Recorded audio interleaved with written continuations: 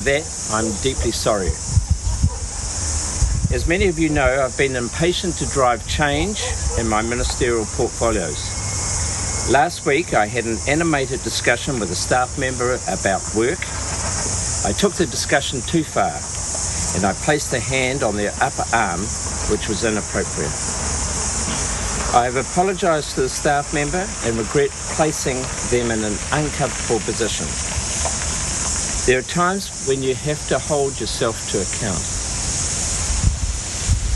Today is one of those days.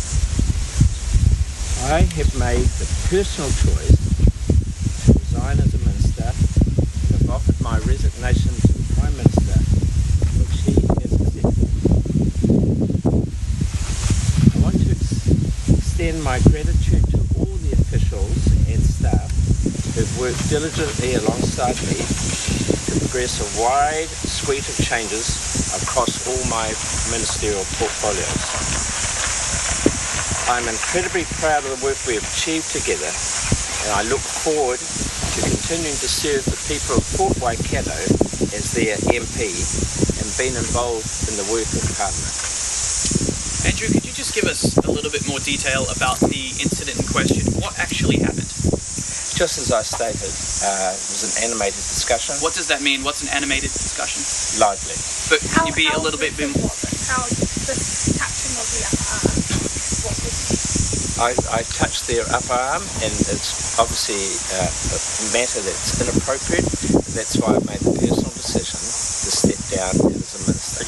You touched it with force, or you? No. So it wasn't a grab? It was, I held the arm. Was there How a long for? complaint made? Sorry? Was there a complaint made? There has been a complaint made. Who was it made? Staff were involved. So I'm not going to go into those details, but I've also reflected on my own actions. So has anything like that happened before? Have you been aggressive? I've never had anything like this happen before. Why should you still be an MP? You know, why would you lay your hands on a staff member and still think that you are fit to be an MP? Well, first of all, I have taken personal responsibility for what has taken place, and that is why I've made the decision to step down as a minister. Do you think that the voters of Port I want Waikato to will continue accept that? working on behalf of the good people of Port Waikato.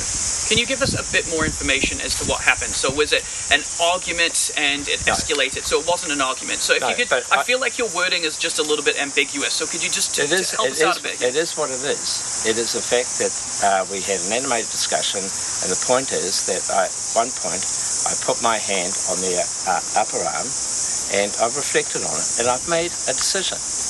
I've held myself to account, a personal account. This is my decision.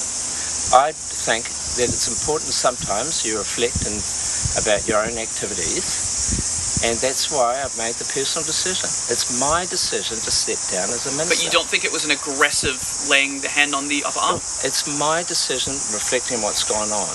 It is, as I said. Can we just ask on Right. the timeline on this?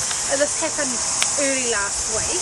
Yeah. Why has it taken until now for you to announce it? Well, I made my decision, obviously went through a process of understanding what was the nature of the complaint, and then I made my decision and informed the Prime Minister on Friday night, late Friday night, that I wished to stand down as a minister.